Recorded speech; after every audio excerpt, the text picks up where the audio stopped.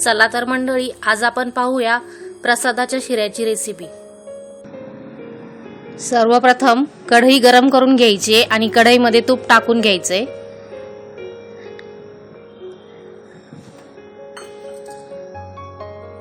तूप गरम झाले की त्यामध्ये रवा टाकायचा आहे आणि मंद आचेवर रवा हा भाजून घ्यायचा आहे।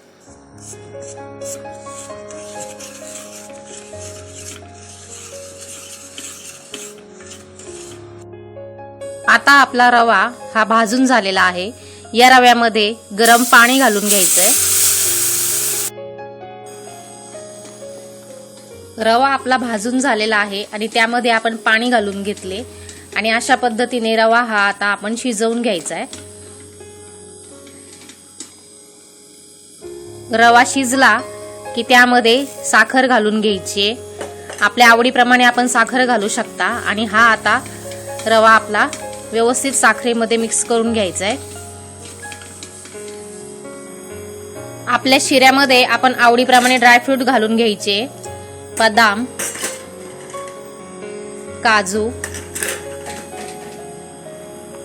मनुके तसेच वेलची पूड सुद्धा घालून घ्यायची आणि आपला शिरा पुन्हा व्यवस्थित हलवून घ्यायचा आहे।